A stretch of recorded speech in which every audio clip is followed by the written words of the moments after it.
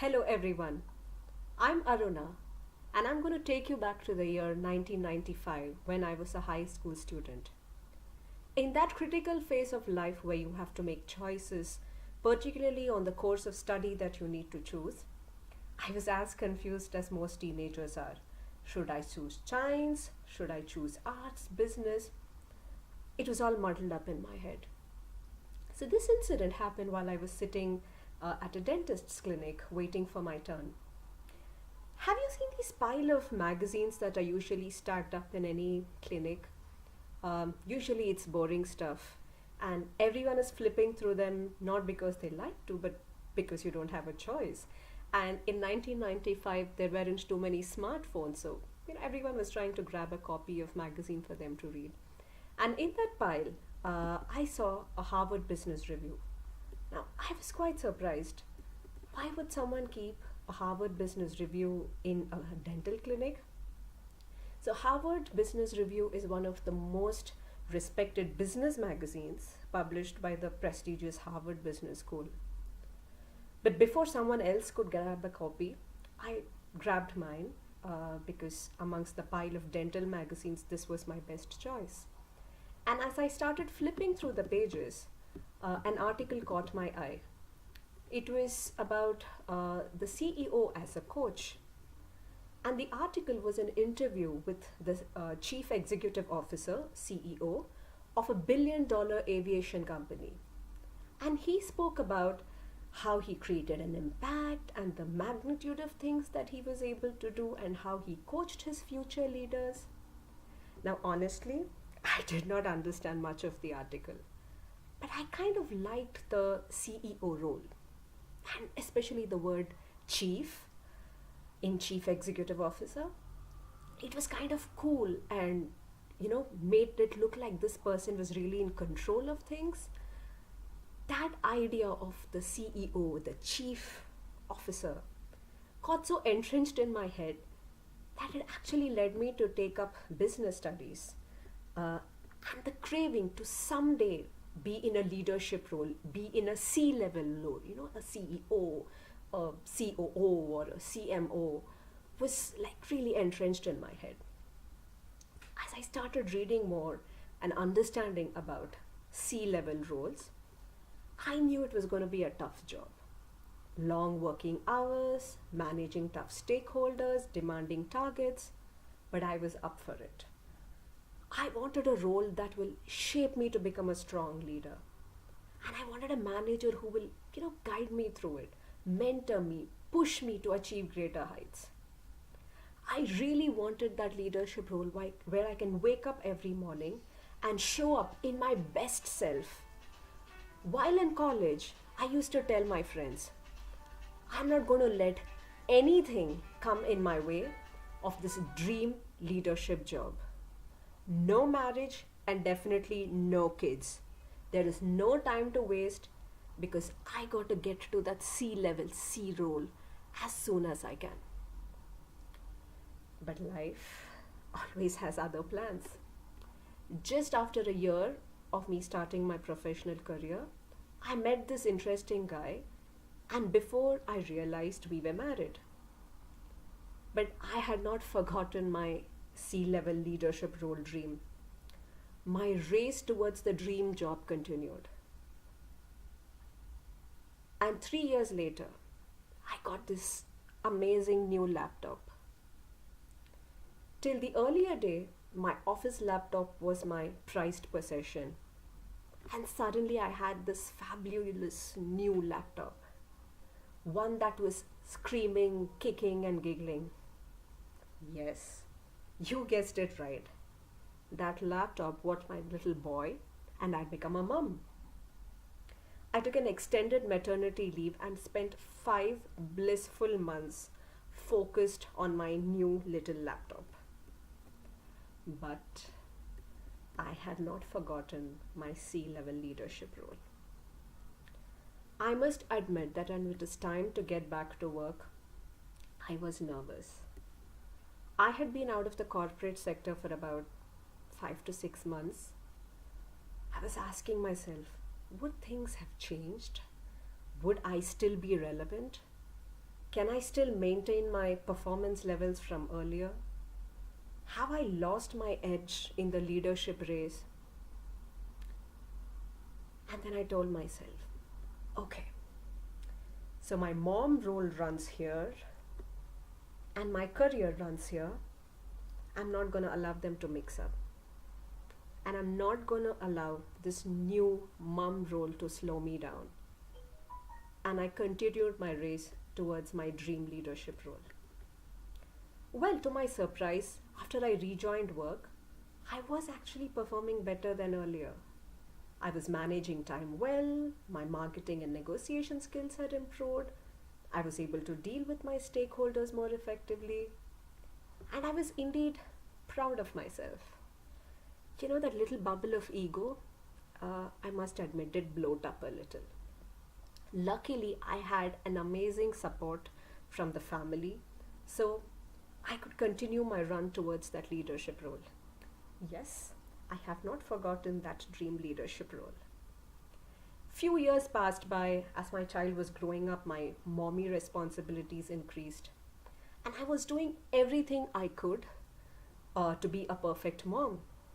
But my craving for that dream leadership role persisted. But somewhere I realized the more I was running after it, the more it seemed to move farther away. And at a point, I was so exhausted that I felt like I was really, really running fast, but on a treadmill. I was exactly at the same place. And that's when I began to question myself. So, what the hell was happening? I mean, I was not moving forward. I had to do something to accelerate my journey. And one day, while browsing through the internet, I stumbled upon Harvard Business School Executive Education. Well, I think Harvard does have some deep connection with my life. Now, the words were screaming out loud to me. You know, Harvard Business School's Executive Education mission reads, "Our mission is to educate leaders who make a difference in the world." In my head, I was screaming, that's me! Like, I'm the person you're looking for. There was this interesting program called the Program for Leadership Development. And I said to myself, yup, that's exactly what I need. So I started working on my application process. One weekend, my son sees me fully engrossed, working away on this document. He walks up to me and asks, "Are you doing something important?" So I sat down and I told him about this little CEO leadership role dream that I had, and how I thought that the Harvard program was going to take me a step closer. He patiently heard me out, not sure how much he understood. Then he asked me, "So do you really want to do this Harvard thing?" I said, "Yeah." He said, "Okay, finish your application and call me." So I finish my application and I call him. And he picks my laptop, looks up into the sky and says, "Hey God, my mom wants to do this program in Harvard and just make sure she gets through." And he clicks the send button. And lo, after 2 weeks, I got a confirmation that I was admitted into the Program for Leadership Development. And oh boy, I was excited. I emptied my entire life savings to fund this program.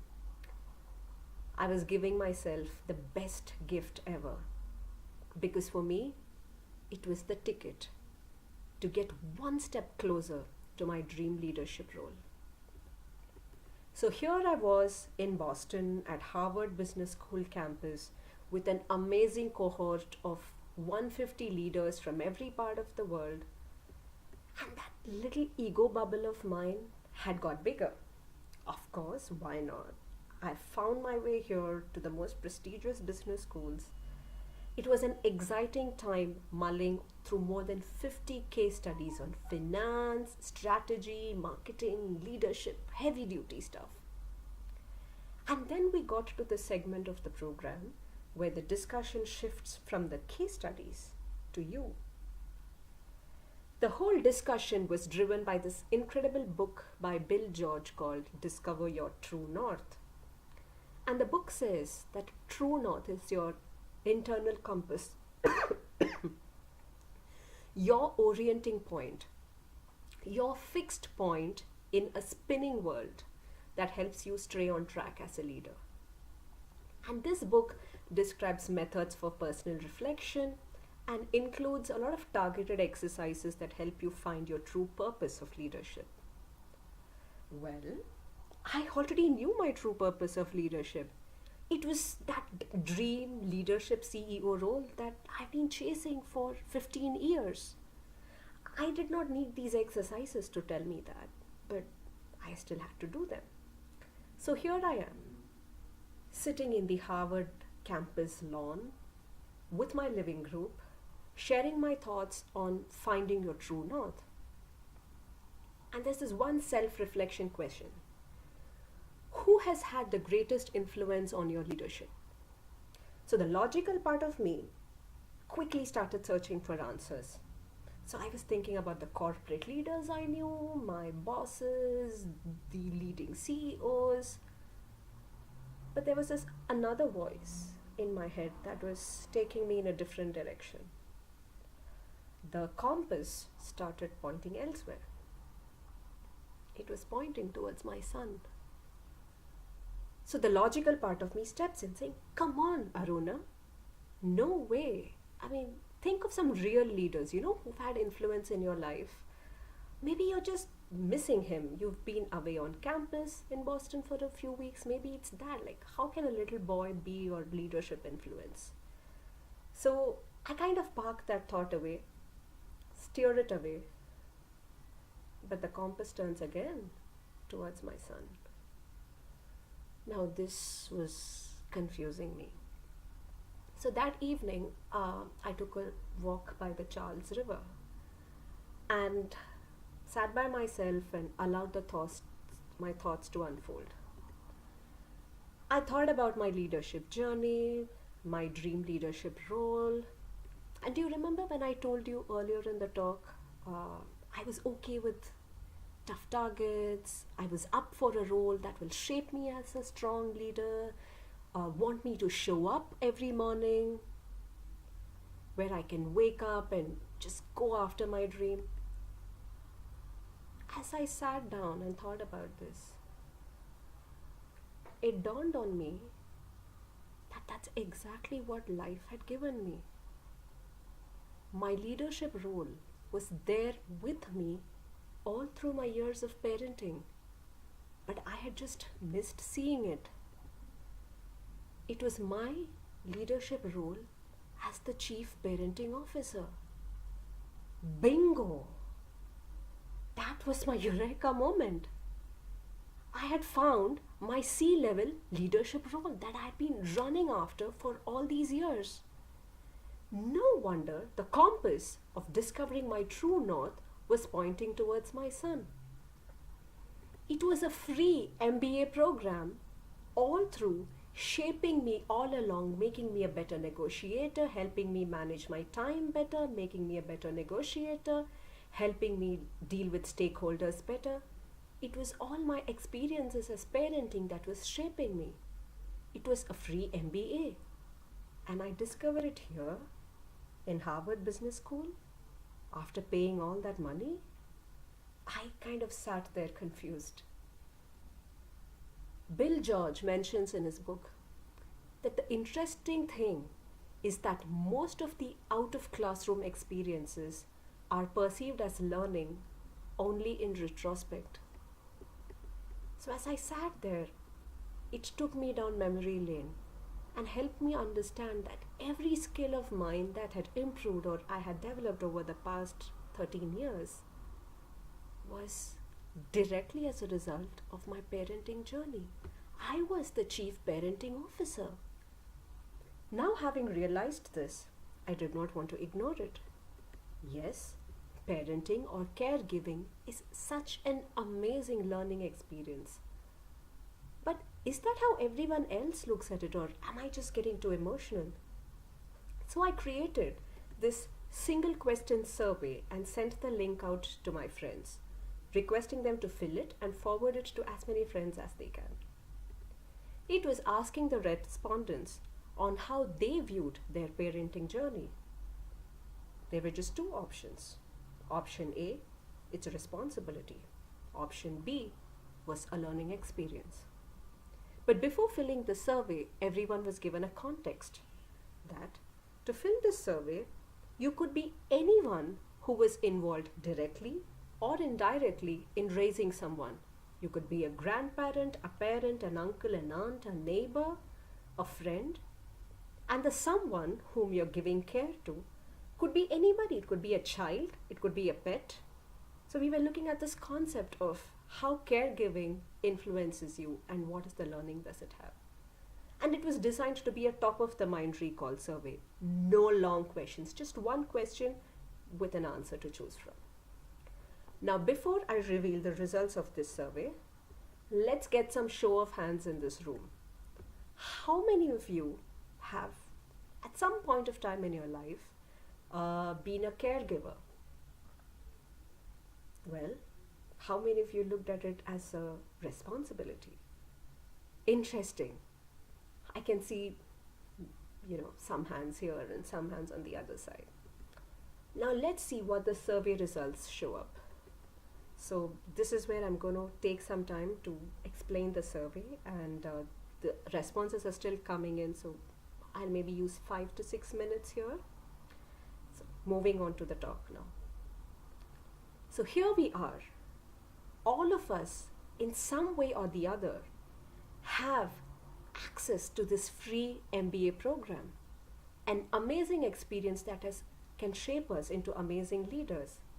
But so often we are buried in the responsibility side of this journey that we miss out on the learning. So what are the hacks to get the most out of this experience? There are many, but I'm going to share with you one simple one. It's a tough one, but it's simple if you can follow it. So this is it. Say no to instructions and say yes to observation. This is your anchor. Very often, the responsibility part pushes us to control the actions of the person we are responsible for. Have you caught yourself saying this? Do this, don't do this, do it this way. We do it with our kids, with our pets, with our teams in offices, with our elders all the time.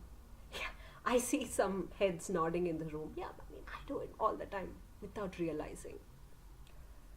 But it's so difficult to just stop doing this because, we often think to ourselves, isn't it my duty, isn't it my right to show them the right way? I've got to tell them how to do it. After all, I am the person who's responsible for this. So here is the hack. When you get back, pick a day of the week or maybe a 30-minute time slot during the day, whatever works for you. During that time, consciously ensure that you are not giving any instructions and that you're not controlling the life of the other person. Instead, just sit back and observe. And then absorb what you have experienced. Better still, make some quick notes. Well, this is not for posting it online with the hashtag, but this is just for yourself. You will be very surprised with what you find. There is no standard list of learnings here, but you will find your takeaway, your learning, something that's going to be meaningful for you. You might well say, yes, Aruna, it's very easy to stand there and preach. Have you tried it? Does it work for you? I must admit I have tried it, but it's not easy. But I will share with you what happened. So after I started practicing this no instruction observation sessions, I noticed a trend. My son was not sticking to one activity. Sometimes he was fully into tennis, and then he would just stop that and suddenly get into swimming, and then it's football. So now this parenting instinct coupled with the fact that I had to hold my silence because of the observation, was really getting difficult. I had to tell something, come on, I had to show him the way. But I was on observation mode. So I figured out that it is better to reword my comment as a question, and maybe that way I can still stick to my plan. So I asked him, why are you jumping from one activity to the other? And now I was ready to start my parenting lecture to him and the blah blah. But his answer stunned me. He looked straight into my eyes and said, Mom, I want to experience different things. And there is only so much time and energy that I have. Only if I leave one thing, I can start the other. And when I know I love something, I just want to go for it. I'm not in the race to become number one in anything, but I just want to be happy doing what I'm doing. I went silent. I was processing what he had told me. And I just told myself, if I had started giving my parenting lecture to him and the blah blah, I would have missed this interesting perspective on how he was looking at life. So this was about 2 years back, and when I was at the crossroads of my career. 15 years of being a marketing professional, I was reaching my saturation point. I was inclined more towards environment and sustainability, but I must admit, I was scared to let go and to switch to doing something else. But I kept thinking about what my son had told me. Only if you leave one, you can start another. And if you love it, go for it.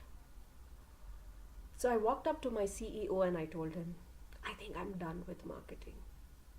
He asked me, so what do you think you want to do?